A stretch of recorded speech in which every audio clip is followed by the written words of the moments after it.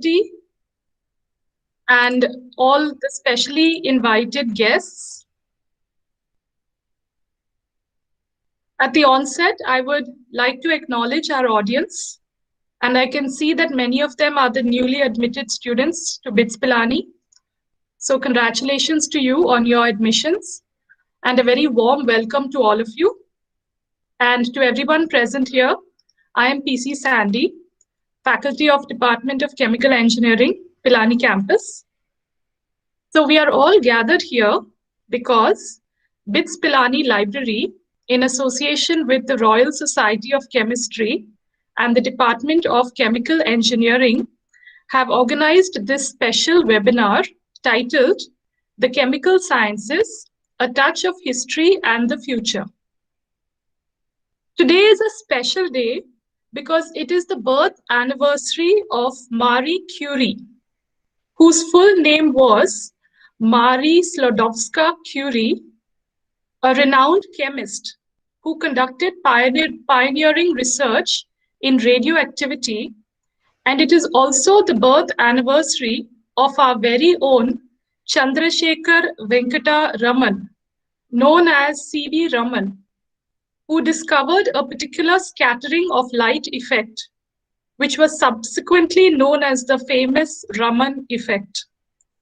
In 1930, he won the Nobel Prize in Physics, and he was the first Asian person to receive a Nobel Prize in the branch of science. To mark this noteworthy occasion, the library has initiated an academic writing competition for researchers in chemical engineering. The topic was Application of Chemical Engineering in Industry, Environment, and Society. The motivation for this endeavor is to spread awareness of the importance of the scientific form of writing as a very key means to disseminate knowledge in our culture and society, and in a long term to be a guiding influence for rational thinking in our society. It strikes us that our brain is on the top of our anatomy, like a control center that regulates, initiates, and guides all our functions, so that our emotions and passions do not rule over us.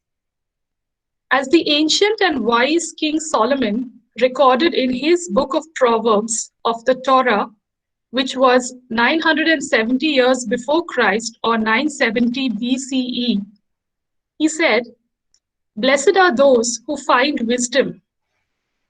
Blessed are those who gain understanding. For she is more profitable than silver, and she yields better returns than your investment on gold. She is more precious than rubies, and nothing that you desire can compare with her. Long life is in her right hand, and in her left hand there are riches and honor. Her ways are all pleasant ways, and her paths are pleasant paths. She is a tree of life to those who take hold of her. Those who hold her fast will be blessed. I, wisdom, live together with my sisters, good judgment and prudence. I know where to discover knowledge and discernment." In our society, university ought to be the hub of knowledge, discernment, sound judgment, and wisdom. With this, I would like to introduce our speaker for this special webinar, Professor Arvind Kumar Sharma. Professor Arvind Kumar Sharma graduated from Harcourt Butler Technological Institute, Kanpur, and earned both master's and PhD degrees from IIT Madras. Presently, he is the Associate Professor, Department of Chemical Engineering, BITS Pilani, Pilani campus, which he joined in December 2004. He notably served as the head of department from January 2007 to August 2012, and under his leadership, the Department of Chemical Engineering that we see today was established as a department from the former less specific designation of the Chemical Engineering Group. Dr. Sharma teaches in the field of chemical engineering, environmental engineering, and biochemical engineering. His research interests and articles include water and wastewater treatment, adsorption, fluidization, hydrodynamics, bioreactor analysis and design, reaction mechanism and kinetics, and modeling and simulation. A very warm welcome to our own Professor Arvind Kumar Sharma to talk to us about the chemical sciences, a touch of history and the future.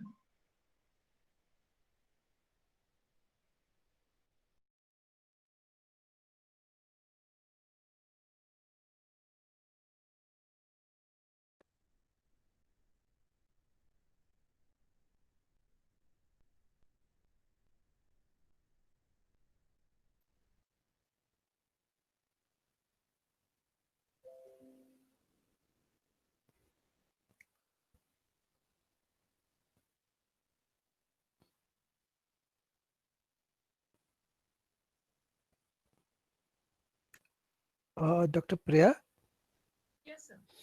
are my slides visible in Yes, both sir. the links? Your slides are visible. I'm just checking the second link. Yes, they are visible on both the links. You may kindly start, sir. And I'm audible and You are visible? audible to me on both the links, yes. You're visible, yes. Good afternoon to all present. Thank you very much for giving me this opportunity. I wish I do the justice to discuss the theme of today's presentation, the chemical sciences, a touch of history and the future. When I was in school and from 8th standard to 9th standard, when we decide which discipline we are choosing, and I chose science, then in the book of chemistry, I read about Kekulé. And look at the wonderful words. Let us learn to dream, gentlemen, then we shall perhaps find the truth. It's a famous dream which Kekulé saw, where a snake seizes its own tail. The thing was, he was trying to see how to give the structure where we have 6 carbon atoms and 6 hydrogen atoms. And you know the valency of carbon, 4. And after the stream, he puts down the structure of benzene the next morning, where all the valencies of carbon are satisfied with alternate double bond, single bond. So this is how we don't know where, when, and who gets which idea.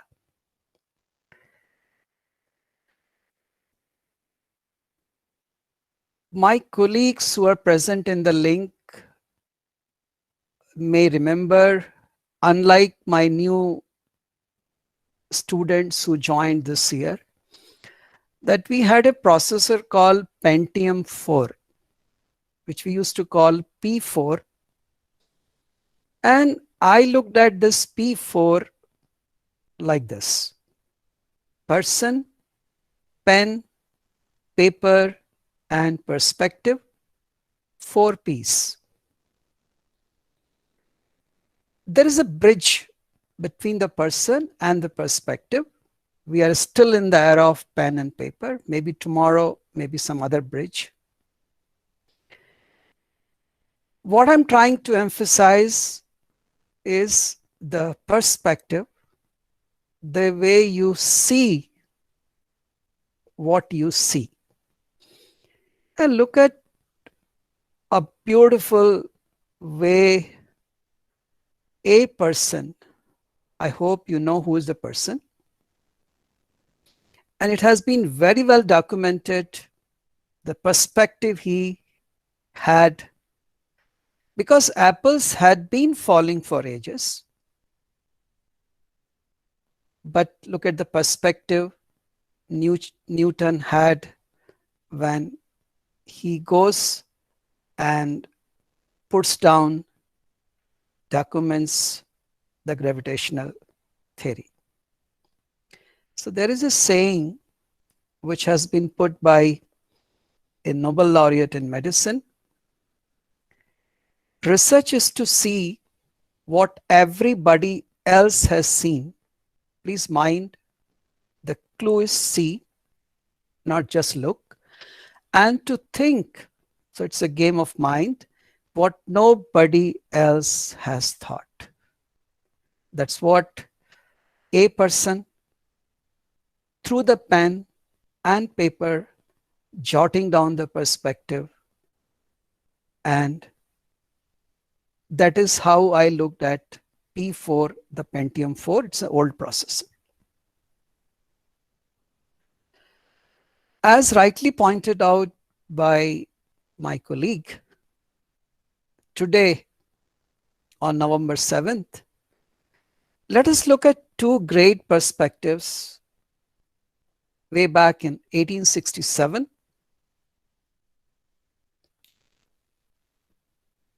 Marie Curie till 4th July 1934. On the same day, way back 1888, Sir C.V. Raman till same month 1970.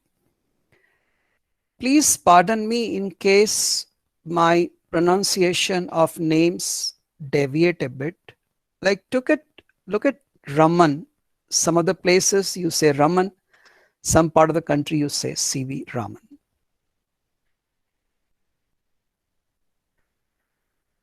This is the signature of Madame Curie, and there is a saying, the day your signature becomes an autograph, there is an achievement. A Polish and naturalized French physicist and chemist. Look at two compartments. I will talk about this compartmentalization of science. So I've highlighted the word physics and chemistry, who conducted pioneering research on radioactivity. And look at the legacy, part of Curie family legacy of 5 Nobel Prizes. She was the first woman to win a Nobel Prize, the first person and the only woman to win the Nobel Prize twice. And look at this, one was in physics, one was in chemistry. And the only person to win the Nobel Prizes in 2 scientific fields. She shared 1903 Nobel Prize in Physics with her husband, I hope I pronounced correctly, pardon me, Pierre Curie, and physicist Henry Becquerel, for their pioneering work developing the theory of radioactivity. And this is the word she coined.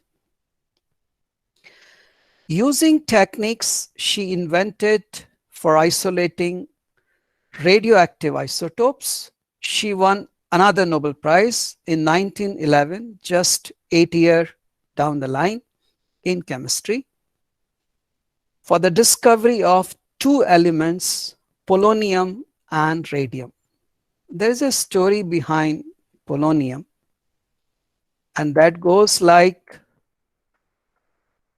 Poland at that time had been partitioned in the 18th century among Russia, Prussia, and Austria, and it was Madame Curie's hope that naming the element after her native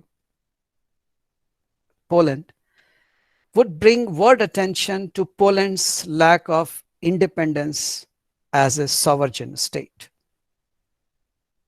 So polonium may have been the first chemical element named to highlight a political question. I will not digress much, but just it raises a very serious question. And just go and search whether Japanese scientists were not involved in the research which led to making of atomic bomb. How they must have been feeling. Another person which we just began with, C.V. Raman, an Indian physicist who made groundbreaking works in the field of light scattering. With his student K.S. Krishnan, he discovered that when light traverses a transparent material, some of the deflected light change wavelength and amplitude.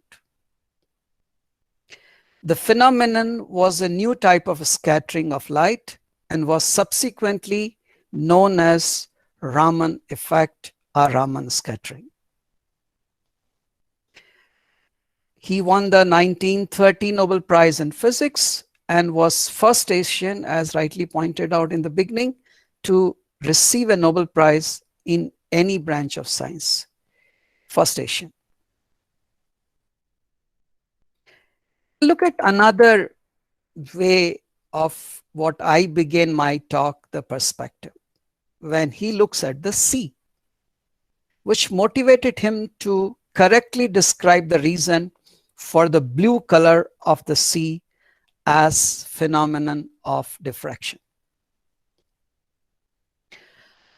He founded the Indian Journal of Physics in 1926. He and Krishnan discovered on 28th Feb 1928 a novel phenomenon of light scattering, which they call modified scattering, but more famously known as Raman effect. This day is celebrated by us as National Science Day. Raman moved to Indian Institute of Science, ISC Bangalore in 1933, and he was the first Indian director. There he founded the Indian Academy of Science the same year. He established the Raman Research Institute 1948, where he worked to his last days. In 1954, the government of India honored him with the first Bharat Ratna, along with politician C. Rajagopalachari and philosopher Sarvapalli Radhakrishnan as its highest civilian award.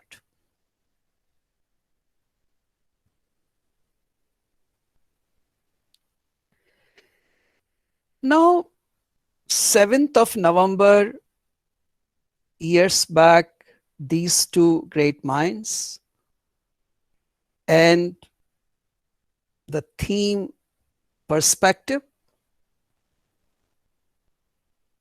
and looking the chemical sciences for specific discussion today.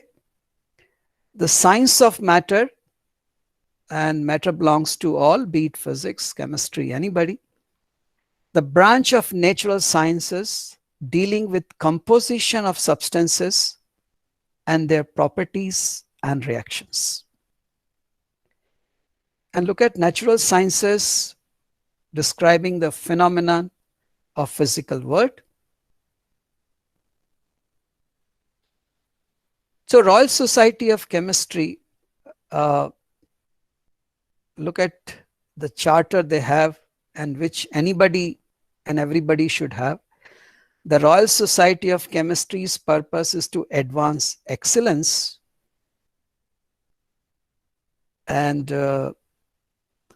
When I look at excellence, I remember of Aristotle when he says, we are what we repeatedly do.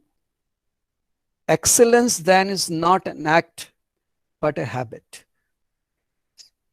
In the chemical sciences, to improve the lives of people around the world, now and future. And take home is for everybody the word excellence, for everybody, either now or later. So let me just touch upon quickly the timeline starting way back in 1733 onwards. Look at Joseph Priestley, and I beg your pardon, there are many. I have chosen a few just for the sake of traversing the having a touch on the history.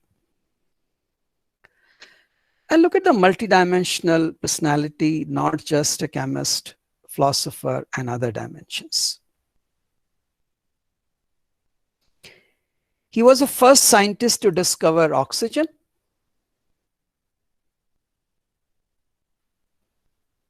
In 1774, Priestley isolated what he called at that time air that appeared to be completely new. Till the next year, that he wrote to several people about this new air when he conducted new experiments into it. Priestley shut mice in a tight sealed container. This is an experiment filled with this new air and found they could survive longer than with normal air. And that's what the discovery of oxygen and many discoveries, when they took place, it took some time to get the recognition or even the names. Look at Louis Pasteur. His research, and look at the interdisciplinary nature. Being a chemist, he goes to biology and found that the soaring of beer and wine was caused by microorganisms, and that these microbes could be removed by boiling and cooling the liquid immediately. And the word in our dictionary called pasteurization, after Pasteur, Louis Pasteur. This process was later extended to milk. By pasteurizing it, the potentially harmful pathogens within it are killed off, making it much safer to drink. So we all take milk in the morning and we don't drink until we boil it. Not only this, Pasteur also unearthed the process of vaccination. All of us are looking for $1 million vaccine for COVID-19. He proved that some diseases are caused by microorganisms that multiply in the body, and that if these microbes are weakened and retained, the body forms a resistance to the disease. So look at polio vaccine, which we have been using, and hope no child is still suffering in India. And another important vaccine is awaited. Well, I don't have to tell you about Alfred Nobel, but as I'm traversing the time, taking a few selected people who have contributed to chemical sciences. If the most prestigious awards, Nobel Prizes, in the world of academia are presented in your name, it's fair to say you are among the greatest minds of your fields. Aside from exceptional linguistic skills, he mastered 4 foreign languages. Alfred Nobel was a highly successful chemist credited with invention of dynamite, which historically proved incredibly useful for blasting tunnels, building railways, and constructing roads. Where is the application? In the field of civil engineering.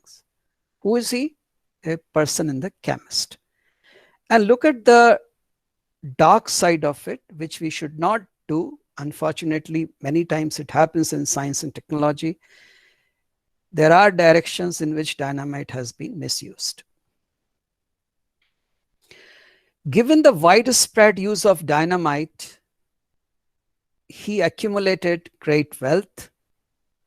And towards the end, in his will, he says, let his fortune be used for presenting annual awards in the field of chemistry, physics, medicine, literature, and peace. And of course, later they added economics. I request, if somebody is listening to me and has an approach to larger community, why don't we add mathematics to this list? Today, Nobel Prizes are the pinnacle of achievement in these fields.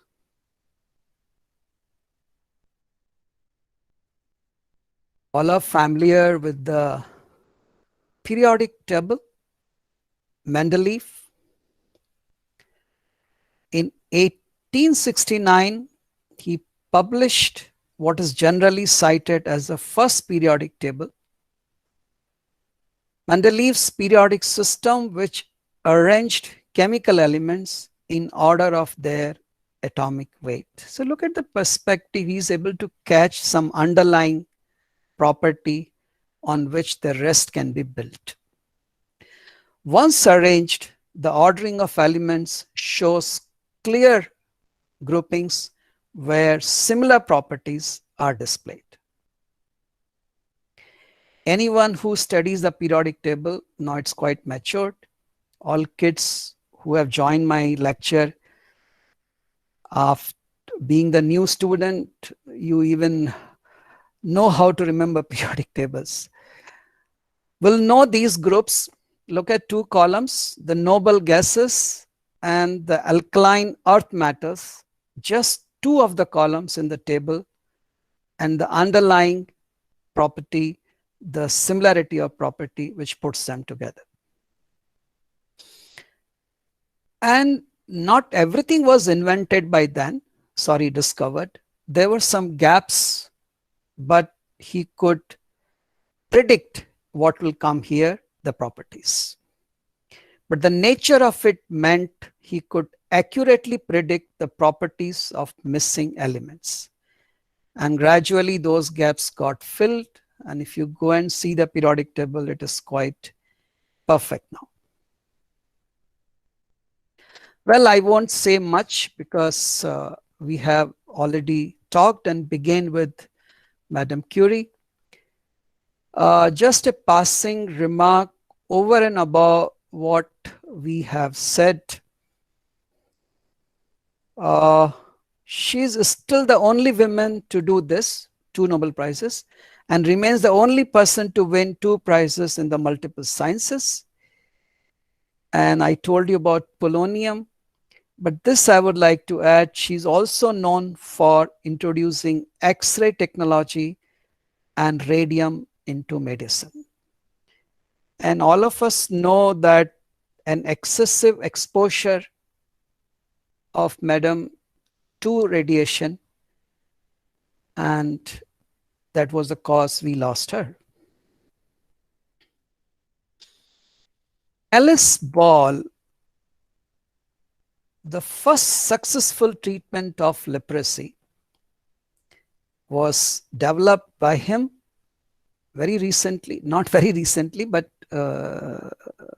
1892 to 1916, so 20th century. Well, these are the matter of details. She studied at the University of Washington and College of Hawaii. First African American and first woman to gain a master's degree in chemistry.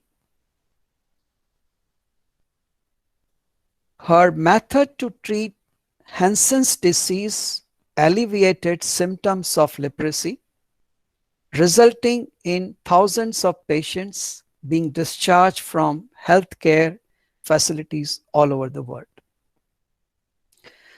Unfortunately, very young, just 24, and it even took around 6 years before this credit could go to her.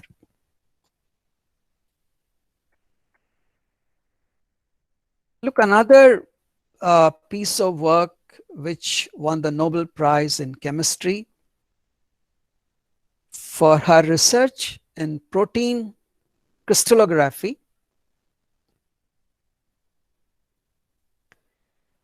And after gaining both undergraduate and PhD degrees from University of Cambridge, she developed the technique of X-ray crystallography, which determines the three-dimensional structure of molecules. She confirmed the structure of vitamin B12 and decoded the structure of penicillin, finding that are vital for work in the field of structural biology. Slowly, you will see that we all are same. Matter belongs to all. Energy, of course, implicitly is there. So there is an underlying unifying nature across the sciences. So look at this, it goes to the structural biology. So Rosalind Franklin, again a short life. Her work into the fine structure of coal and graphite, as well as the structure of viruses. But beautiful thing which we know about the double helix shape of DNA, but her contribution in discovering the helical structure of DNA only really gained her posthumous recognition.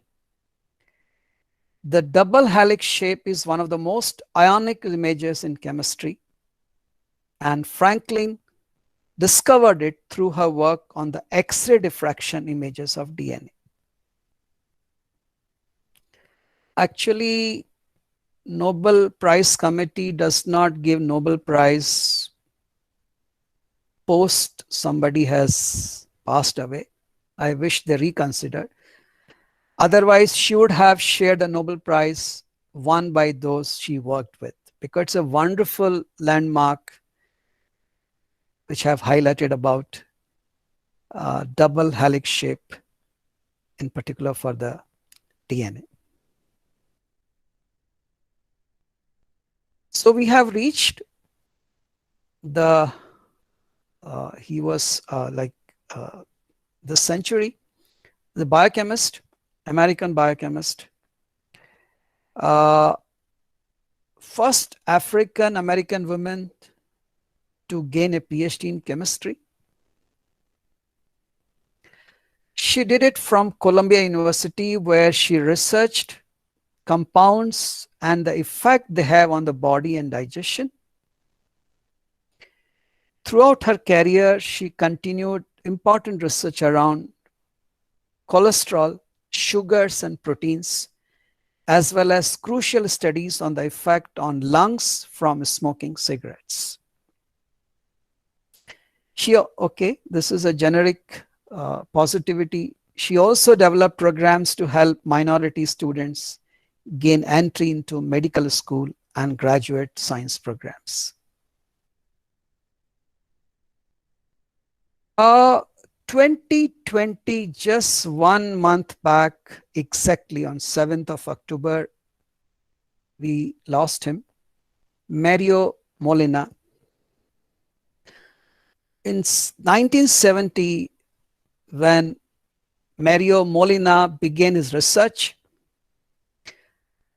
all know about CFC, chlorofluorocarbon, were used as refrigerants and chemical propellants. They were believed to be harmless at that time, but they kept accumulating in the atmosphere. Molina and his colleagues wanted to discover what happened to them. They discovered that upon reaching the upper atmosphere, CFCs are destroyed by the sun's radiation. But look at what happens. In turn, this process releases chlorine, which eats away at Earth's ozone layer. The largest hole in the ozone layer is over Antarctica, and this allows harmful UV rays to penetrate our atmosphere and reach the Earth's surface. Imagine if he had not discovered and his team this phenomenon, human may never have made efforts to reduce CFC emissions. Look at, we have taken 7 months to learn that we have to wear the mask. It takes hell out of a time to change the habits. And the damage to ozone layer would have been much worse than it is now. So this is how a brief timeline. I took up sample 10 great minds, but there are many more. Coming to future. My God, this is a not easy question, but look at this. And look at the fields we are talking: physics, chemistry, engineering, biomedical science, health and social science, cognitive science, clinical medicine. Name anything and you find some are close by, some are at distance, just to show proximity, but they are related, interrelated, thickly or thinly, closely or at distance. And that is where we need to change our mindset and let us appreciate the interplay, interconnectivity across the disciplines. Each node represents a subdiscipline. Look at Madame Curie. She gets one Nobel Prize in physics. She gets another Nobel Prize in chemistry. And look at many such great minds which I just talked across the disciplines. And the lines represent the strength of similarity between the nodes. Someone very enthusiastically even went saying, forget biology, chemistry, or physics. The most exciting research is happening at the interface of the discipline. And with due humility and respect, nothing wrong in being an expert, but there are experts. And can there be less and less walls or compartmentalization between great minds, and there are walls which are porous, which are perforated. When we talk of timeline and past to present to future, who knew 1 year back that we could divide our life by a line saying before Corona and after Corona? So let us be humble when we talk of future, but let me just share certain thoughts and ideas and perspectives which give some clues, good clues about the time to come. The challenges we face are not solvable by people remaining in their single discipline silos. That has become obvious, starting from Kekulé, Newton, Madame Curie, Sir C.V. Raman, and the history which I have traversed. Because science is about ideas and the creative process. So it's not just looking at it, it is seeing what you look at. Interdisciplinary research teaches, I should have put teaches us, but anyway, the distinction between sciences are artificial.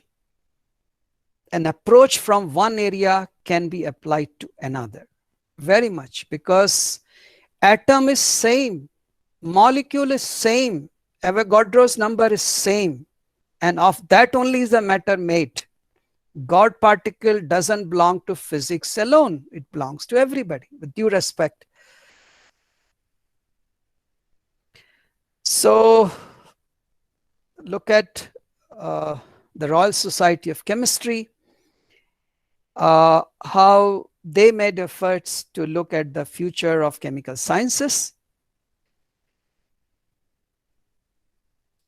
So if you visit their website, they have used a wonderful tool called scenario planning as a methodology to understand, all that future is uncertain. So uncertainty and challenge conventional thinking. When I was a child, I never could ever imagine that I will have a mobile in the hand. And develop our, of course, they have a detailed report. I request you, if you're interested, please go. I'll just touch upon a few take homes from that with reference to future. So there's a wonderful video there which gives introduction to scenario planning, around 2 minutes and odd. Please see it. And not only chemical sciences, not only Royal Society of Chemistry, it can help anybody. And it's a wonderful tool by which they could make some efforts to look into the future. And that is scenario planning. Look at this resource. The strategy for thriving in uncertainty, how leaders prepare and adapt to succeed in an impossible to predict world. So there are resources, there are books, kindly go through it. In particular, I request my young students who just joined, +2+. How do you predict?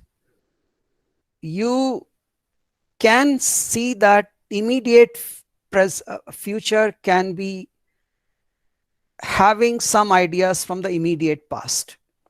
And then you go further down 10 years, 15 years, 20 years. So it's a matter of analysis, analyzing the present, which has the impact of the past.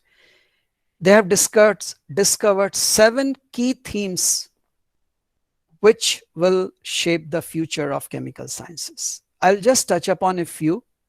For example, future demand. It's likely the chemical sciences will be increasingly required to solve challenges in energy. Look at the domains: climate change, food production, and clean water. Actually, water was clean only. We only spoiled it. Chemistry and largely chemical sciences might have an increased role in other fields. Look at biochemistry, look at pharmaceutical industry, as well as in the maintenance and development of infrastructure. Look at another theme, and that is technology and the expectations of efficiency and innovation.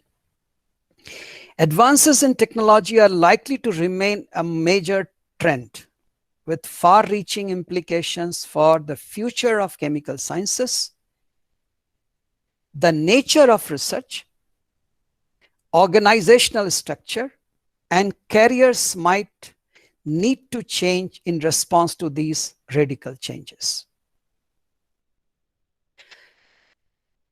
Look at borderlessness and seamlessness, the openness and I will come to about disruptive innovation and inevitability and uncertainty. Open data, open access, and open content might drive collaboration, specialization, and increased transparency. But look at the word of caution, but the consequences are not fully understood. And all said and done, because molecule is same in the matter, implicitly the play of energy and matter, and all of us are same, the social changes. Changing workforce and public attitude. Strong growth in demand for medicine, for age-related conditions, and changing demographics might lead to competition for talent and new definition of talent that is more diverse and inclusive. And look at wonderful question. There may be an increased public appetite for chemical sciences related challenges with greater public intervention on how public money is spent.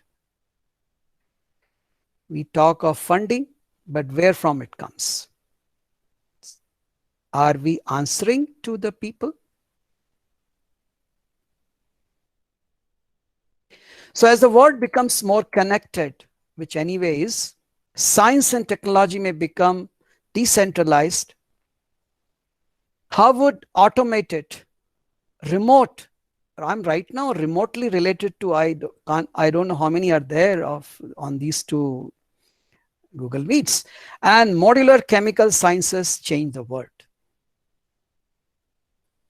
And look at, we should be able to sense if austerity measures continue in the world's biggest economies.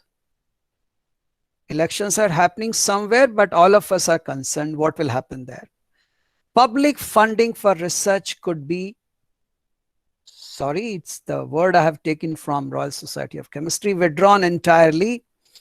How would we adapt to a world where scientific discovery is driven? Because who funds seek something by the priorities of private partners. Look at the shifts that directly impact the immediate environment. For example, the automation of chemical processes are in development in the wider context, such as aging population are changing in societal values. There's a wonderful concept they have used, weak signals. The countries who could sense COVID-19's possible negativities took the step earlier. So we should also be able to sense the weak signals, and they have used it. They are the drivers of issues that might not be highly influential in the present, but that could become important catalyst of change in the future. These weak signals included a variety, how do we know it, of case studies and examples such as personalized health care and do-it-yourself, DIY microengineering. We are not always waiting for expert to come. Distributed energy grid, batteries of future. Nowadays, if we wake up in the morning, everywhere there is a phone charger, this charger, that charger. We are depending heavily on the energy. And of course, the extreme longevity movement. These case studies illustrate the drivers of change in time to come, how they might evolve, and the question that need to be answered.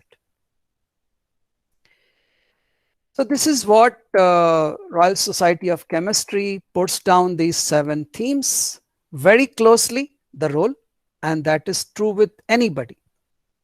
My role, your role, role of a discipline, sector, organization, anything. The demand, the financial resources, and immediate vicinity which affects technology, openness, collaboration, and social trends. Let me just take one, and that is on technology. Before I close, technology is likely to drive radical improvements in efficiency, processes, computational modeling, and meteorology. This is likely to further impel, look at the word, this interdisciplinary working and change the nature of research, the character of academic and professional careers, organizational forms, and industrial structure. Look at two major paths. Experimentation is expected to become radically more efficient. This will impact research, the researcher who is able to conduct his or her work and the necessary infrastructure. Look at the other path, computational developments combined with advances in real-time and high-throughput experiments may radically reduce the time required for modeling. And look at, if we can save time, why not get stuff out of the lab?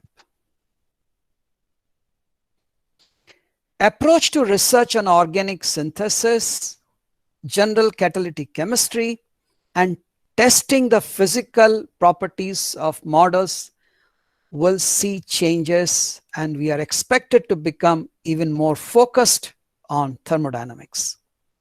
The production of molecules on demand. If you go to big cities, pizza on demand. So why not the molecule on the demand may follow, although this development probably sites beyond 10 to 20 years time down the line, we may be able to produce models on demand. And look at that, molecules on the demand, models on demand for a specific client's customization and to develop a product without extensive testing. Last thing which I learned when I listen to great minds, whoever visit the campus, I learned in one of the discussion, and that gives me an idea about the shift in paradigm. 4 domains which will touch everything is IoT, digital, AI, and automation, and offer the disruptive dimension. Please remember, it is necessary. We have to go from one steady state to another. Disruptive dimension for innovation in any field, and chemical sciences one among those, now and later.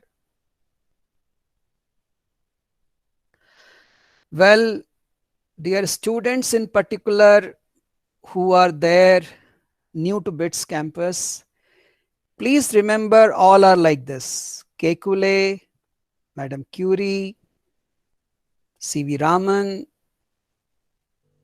Louis Pasteur, you name anybody, and so is anybody. So don't worry, the expert in anything was once a beginner, but be careful the path you take. That makes a difference. But the most important thing which I wish to share, let us be humble. Look at I was just passing through FD1 and I saw one tree where a lot of fruits are there. The branch which bears maximum fruits boasts the that bends the maximum. So please be humble. And if you don't accept my words, look at what Isaac Newton says: if I have seen further, it is by standing on the shoulders of giants. So please remember this. Don't be so, sorry, at times we are intellectually arrogant. So before I say goodbye and thank you, with great words of Madame Curie. Nothing in life is to be feared. It is only to be understood. Now is the time to understand more. And I understand better is implicit, so that we fear less. We are afraid. When I was young, I did not know certain concepts, but I know better now. Even today, I'm afraid. There was someone who was saying, we are God-fearing people, not God-loving people. So try to reduce this fear. And this will reduce because you understand more, you understand better. Look at the example of COVID-19. The day we understand more, the way we understand better, we will fear less. So, gentlemen, and my dear students, senior colleagues, thank you very much.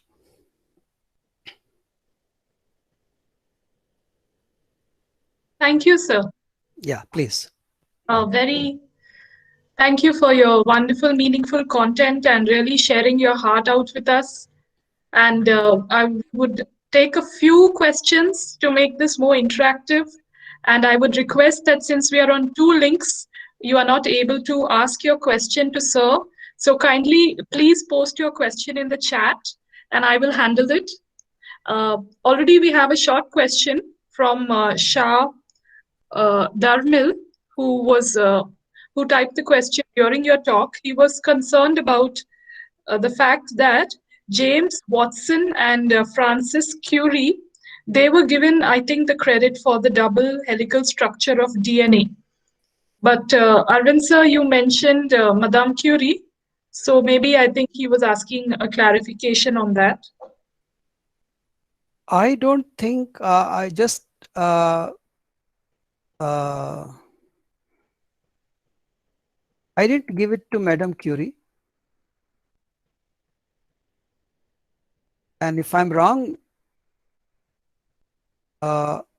this is what, am I right? No. I think you mentioned about DNA structure. Yeah, DNA, yeah. Yeah, this is what. This is what the credit. Am I right? The person who asked me the question. I think so. This is what I said, not Madame Curie. Yeah, I think that they were later given with an extended, they gave us much more information. It was extended information, whereas Madame Curie and many others started the original research. Research goes in levels. Can we have another question from Sai Karthik. What, in your opinion, sir, is the future of organic chemistry, he's asking? Have we understood it to complete depths? Is there more to discover, and how far can we continue to understand the subject? So on the link where we have our new students, we have this question, sir, you can refer. So this is what he's asking, the future of organic chemistry. Is there anything more to understand? Well, what's his name? And this is by Sai Karthik. Karthik, I'm not the master in organic chemistry, so pardon me. But we always feel that many times that we have reached, there's nothing beyond that. But you will find that many a times it may look little more tough to penetrate through that roadblock, but I won't say that any field is saturated. Of course, order of saturation will differ. So organic chemistry, I don't think it is nothing more to be done there. And in the world when a molecule, either in inorganic or organic, I personally feel, let us not put down them in a basket. And if you see the basket walls are perforated, you will find the possibility across physical chemistry, inorganic chemistry, organic chemistry. Like I have seen this famous book where I saw someone on computational physical chemistry. So computation also, physics also, chemistry also. So I may not have given you precise answer that research 1, research 2, research 3, but I could sense that be open, be open. And why not, Karthik, you become someone to contribute where you feel nothing more is possible. A question by Prateek Sharma is asking the role of chemistry in chemical engineering, a very common question. Role, what's his name? This is Prateek Sharma. Prateek, asking the role of chemistry in chemical engineering. Chemistry in chemical engineering industries in the future. Actually, like I heard one lecture and somebody said civil engineering is the mother of all engineering. So with due respect, chemical engineering does come from chemistry, which became industrial chemistry. And look at when Kekulé finds a structure of benzene, but look at the production of benzene at large scale. So it is a matter of dimensions where engineering comes into. So in all walks of chemical engineering, I personally feel we should have a great appreciation of chemistry, because ultimately we are going to build a product which is a molecule which has to be synthesized somewhere, sometime, by someone. So we have a question by Narendra who says, what is the application of organic chemistry in biomedical science? Organic chemistry in biomedical science. Biomedical science. Okay. Very specific question. Hmm. And what comes to my mind, I will share, and I beg your pardon if it is incomplete.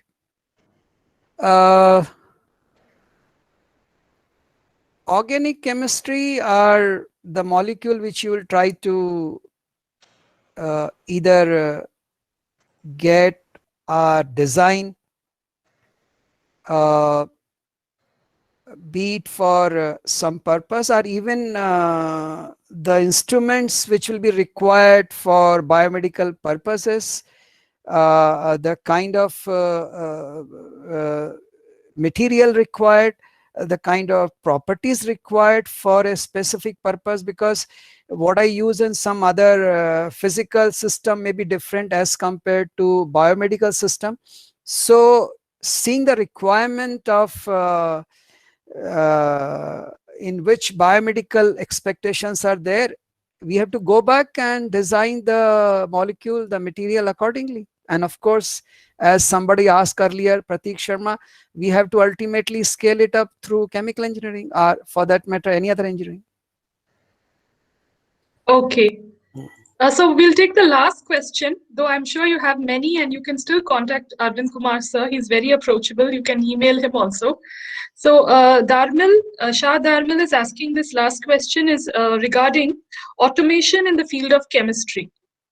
The role of IoT AL. So I'm not clear about that. Second part is the automation in the field of chemistry. Actually, what I was trying to tell is that I remember the days in BITS Pilani where I used to go to so-called S9, FD3, STD booth. And I remember the decision being taken, scrap of the STD booth, and now everybody has a phone in the hand. So automation, what I mean by those four very promising words, like one of my colleague was telling that just a simple simulation takes so much of time of computation, and we need infrastructure. How we are looking at such great dimensions like AI, etc. But no field will remain untouched by what is the like 7 months back, I was not very comfortable taking the class. I had to miss my first class because I didn't know how to start the Google Meet.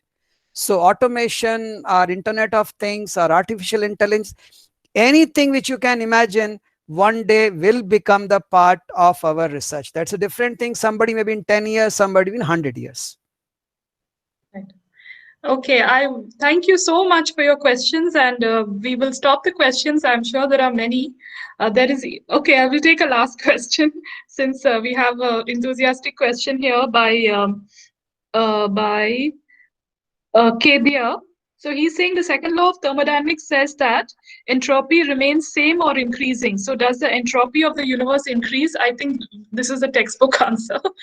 He's asking, does the entropy of the universe increase? So, sir, you also teach thermodynamics, so you can also answer. What is the name of the student? So he is, I think, first year students is Kedia. Kedia, I will give you one wonderful example.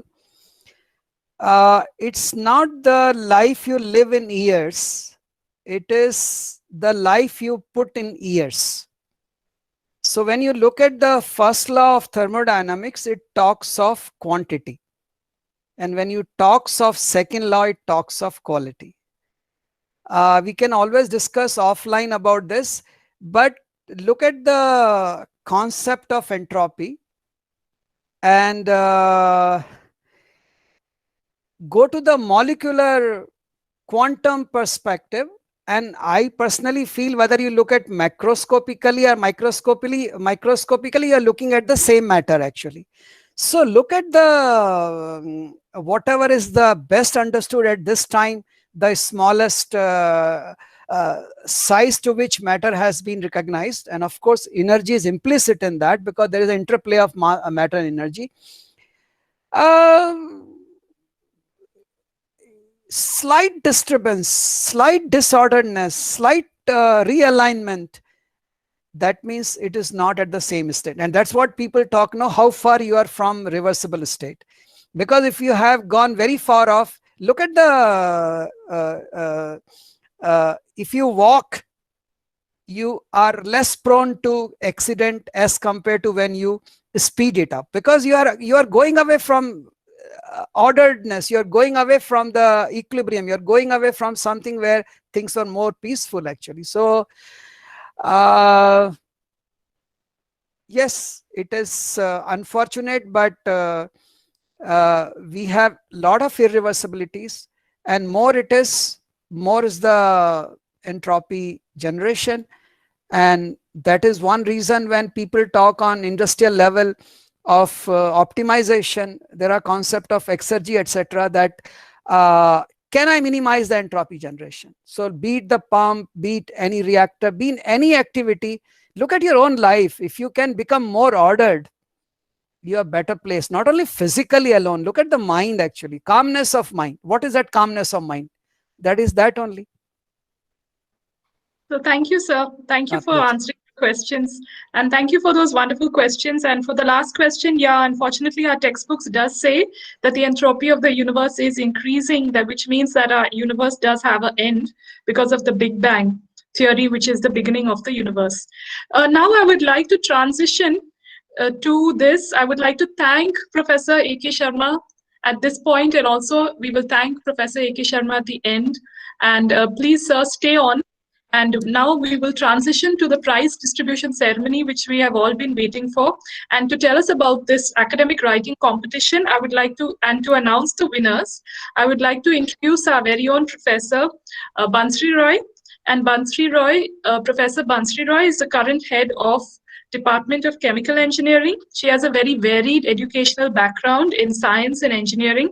She holds a PhD in materials engineering from Colorado School of Mines, USA, an MSc in Applied Physics from the University of Puerto Rico, USA, MTech degree in the Materials Engineering from IIT Kanpur, and her BTech in Chemical Technology and BSc in Chemistry, Calcutta University. So I give a very warm welcome to our Professor Bansri Roy to please share with us, and also to share with us more about this academic writing competition, and to announce the winners, and also to please say a few encouraging words to the winners. Over to you, Dr. Roy. Thank you, Dr. Pia. Am I visible? Yes, ma'am, you are visible. Thank you. Thank you, Professor Arvind Sharma. Thank you, sir, for nice discussion of history and give us some wise insight regarding the future development related to the chemical science. At the beginning, I would like to thank Mr. Giridhar Kunkur, the Royal Society of Chemistry, for arranging this wonderful writing competition. So, around middle of September, when Mr. Kunkur contacted me, and when he explained the idea, it intrigued me then and there. I thought it would be a nice way of expressing their thought for the PhD students. So what happened? We discuss the idea and we come up to this idea. The student can write general article on application of chemical engineering research in industry, environment, and society. So with that we started, and then we developed the criteria for reviewing the articles. We convey the guideline to the students, and with the help of Mr. Kunkur and our team of 6 faculty members, we figured out the best way will be to educate the article in terms of technical content, technical writing style, originality, quantum and sources of references, specificity to the topic, overall rigor, and obviously, very important is the similarity or originality. So that was the criteria. So now I would like to congratulate our Priya Tanvidkar for winning the first prize. In her article, Priya discussed the application of chemical engineering in the field of environment. She addressed different technological aspects such as importance of the flue gas desulfurization for the removal of SOx, NOx and other pollutants, role of green solvents in chemical process, renewable energy, wastewater treatment, etc. Standard fossil fuels need purification, pre-treatment before using it in automobiles or in industries. And the chemical engineers are working on improving and automating these processes. Many technologies such as reverse osmosis, membrane separation process are being used in extensively for wastewater treatment, and chemical engineers play crucial roles in this technological development. She also covered the importance of recycling of plastics and paper for the future of the environment. Congratulations, Priya. Very nice writing. So Priya will get the gift voucher of 3,000. And this is for Priya and all winners, that you can use this gift voucher for buying books of your necessity or hard drive. The books you can buy from Akshay or you can buy online, but please produce the bill to the library. Okay, they need it. The second winner is Mr. Pratik Sharma, part-time student of the department. He reviewed the application of chemical engineering research in industry. He highlighted the role of chemical engineering in the emerging research areas pertaining to the cement industry. He identifies that carbon capture and utilization along with renewables, fuel conversion technologies, etc. are the areas where chemical engineering research play key roles in cement production. He thinks that the knowledge of materials and nanoscience systems, chemistry, optimization, process intensification, etc., which are related to chemical engineering, can transform the future of the cement industry. Very nice work, Pratik. Keep it up. So, Pratik is getting gift voucher of 2,000 rupees. The third winner is A. Anil Kumar. A. Anil Kumar discoursed regarding the control of environmental pollution through sustainable and renewable energy. His article talks about the importance of hydrogen, an alternative green energy source which could maintain the energy demand by replacing other carbon emission fuel sources. He addressed the utilization of hydrogen in industry, transport, and other applications. He emphasized on the low temperature steam reforming process for the production of hydrogen, also described different global projects towards hydrogen development along with global policies. Gift voucher of rupees 1,500 goes to Mr. S. Anil Kumar. Besides that, I would like to mention the article of Venkat Vijayanes. His article focused on contribution of chemical engineering research for the benefit of the society in general. At the end, I would like to acknowledge our education team members, Dr. Bhanuvardhan Reddy, Professor Pratik M. Seth, Professor Smitha Raghuvanshi, Dr. Shomuk Chatterjee, and Dr. Priya C. Sunday. Without their help, it could not be possible to make it happen. Thank you, everybody. So it's over to Priya now. Thank you, Dr. Roy. I want to give the winners a very just a time to say one line how they are feeling. So Priya T, who won the first prize, Priya T, you're there. Would you like to say something? Yes, ma'am. Yes. Thank you so much. It was a wonderful experience. We got the opportunity to explore more in the field. We read more articles for this competition. So it was wonderful experience, and I would like to thank my supervisor, HOD, and professors of my department. And also, I would like to thank Library BITS Pilani for giving us this opportunity. Thank you so much. Thank you, Priya. Priya T was the first winner. Pratik Sharma was second. Yeah, first of all, I would like to say it's a very great idea, a great initiative, because the topic is very, very interesting for us also. Because even I felt proud after being writing this article because for chemical engineers. So I got to know a lot about the chemical engineering prospects going around by latest articles. So it's a very, very great and encouraging. Thanks, faculty. Okay. Okay, and Anil Kumar, would you like to say a word? S. Anil Kumar. Yeah, yes, ma'am. First of all, I would like to thank to Department of Chemical Engineering for giving this good opportunity, because it is actually writing skills is a very good one for representing everything.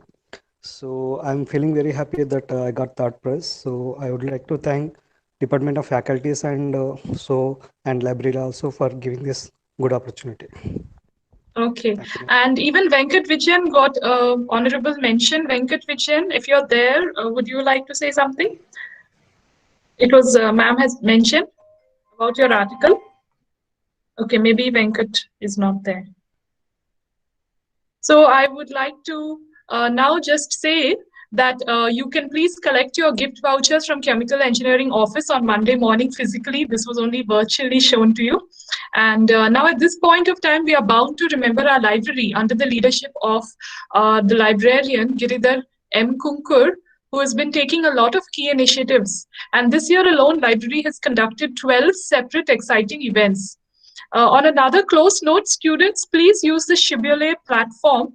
I will post the link in the chat box, and you can access all the library resources from your home, including hundreds of journals, ebooks, and educational videos, which cost lakhs of rupees. So please take this opportunity and utilize it. Do not hesitate to contact the library by email or any other method. They are very helpful. So the library is really thriving in these online times. And recently they conducted the poster presentation contest for BITSians on water conservation and reuse, the academic writing competition for researchers of EEE department in the celebration of National Science Day on 28th February. And they conducted online Willy library training on the 11th of June 2020, and too many other events which I cannot name now. And they are providing the campus with a huge amount of services and facilities. So as we draw towards the end of this event, I would like to put in a short feedback form. It just has 3 or 4 items, so please do not leave. Kindly fill up this feedback form. And as we draw to the end of this event, I would just like to acknowledge that we have many guests with us today, and they are still here. So I would just ask, maybe if I would just call out, and maybe if they are interested, they can give us their feedback on this event that we have just had. We have with us today people from different domains. In fact, we have our motivational counselor, who is Mr. Emerson Scott, has also joined today. Sir, are you there? Would you just give a short one-line feedback about this event, your experience? Okay, thank you. I appreciate Dr. Arvind Sharma's talk. It was quite an interesting and insightful talk. And good to see a lot of students were there. And I wish that more students will join and listen to such talks. Thank you, Arvind Sharma sir, for presenting this talk, and thank you, Madam Sandy, for coordinating it. It was nice to listen. Okay, thank you, sir. Jaha Girdhar Chandrakant, I think from a different organization. Would you? Hi. Yeah. Hi, I'm an assistant professor in EEE department. I would like to Okay, say, sorry. yeah. So it was a great talk, and I had many questions. Like you said, I would take them offline. I congratulate the winners, and thank you very much. The library also, it's a great initiative. In EEE department, we also had the same kind of competition. So thank you very much. Great. I'm so happy to hear that. Anyone else would like to give a feedback? I see S. Gupta. SS Gupta is still here. I think who has been admitted from a different organization. So, would you like to say something? It was a wonderful talk. I think about one word about myself. I'm first batch of chemical engineering, 1968 from BITS. Oh. And continue to serve BITS. Right now, I'm taking care of off-campus center as JSW Steel. Now, this talk by Professor Sharma was really wonderful, and the competition which was organized and the theme which was selected was equally wonderful. So thank you very much. Thank you. Okay, great to have you, sir. And it's just amazing that you are there from so long. I would request all of you to please give your feedback in this feedback form. I have just posted it. It's just very, very short form, 2 or 3 items at best. And I would like to wind up. I would like to just say that I want to call upon our respected librarian, Giridhar M. Kunkur, to share with us the vote of thanks and anything else he would like to say to us. So I would end here. Thank you very much. Over to you, Giridhar sir. Yeah, thank you very much. Am I audible and visible? Yes, sir, you're audible and visible. Okay, thank you very much, Dr. Priya. Good evening, everyone, and it is my proud privilege to have this opportunity to give a vote of thanks on this very special day, the day to pay our tribute to 2 eminent personalities, Dr. C.V. Raman and Madame Curie. to commemorate their birth anniversaries and also to remember their significant contributions in the area of scientific world. First of all, I would like to thank our Honorable Vice Chancellor, Professor Savik Bhattacharya, and our Director, Professor Sudhir Kumar Barai, for their inspiring leadership, constant support, and continuously motivating us to organize such events. I'd like to thank Professor Banasri Roy, Head of the Department of Chemical Engineering, who took a lot of interest and was deeply engaged in supporting this event right from the beginning, and also for sparing her valuable time for being with us today. I want to express my heartfelt gratitude to our resource person today, Professor Arvind Kumar Sharma, Associate Professor, Department of Chemical Engineering, who made this webinar very interesting with his deep and comprehensive, insightful talk, taking us through the history and what would be the possible future of chemical sciences. So thank you very much for enlightening us with your wisdom, and I'm sure our students and research scholars today are deeply benefited by your talk. I would also like to thank Dr. Priya Sande, our enthusiastic library committee member and assistant professor, Department of Chemical Engineering, for not only her brilliant opening remarks, but also coordinating with the library in organizing the academic writing competition for the research scholars of the department, as well as for playing a wonderful role in organizing this webinar and making it successful.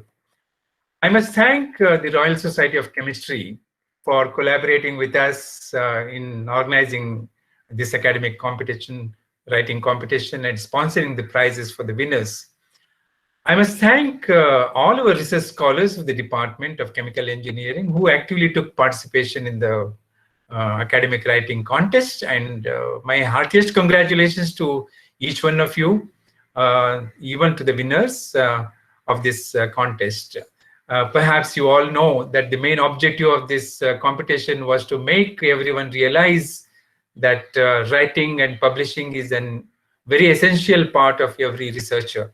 So going ahead, very soon, we shall be organizing yet another interesting webinar on publication ethics in scholarly communication during this month. For organizing such events, webinars, we really require a lot of support from our technical team. So I must thank my colleague, Mr. Yogesh Mandar, for all his help. And I shall be actually failing in my duty if I do not thank the library team. Without their support, this webinar would not have been possible. I thank Dr. Ishappa Bandi, Mr. Deepak Mehta, Mr. Rohit Arora, and Mr. Krishan Singh Chauhan for their valuable support and help. Last but not the least, all of you, the audience, I must thank each one of you for your presence and your active participation. There were lots of questions, so I could see the kind of interest the talk generated among our new fresh students who would be joining, who have already joined BITS Pilani. And thank you all very much and making this webinar successful. Thank you all once again, and we now close the webinar. Thank you.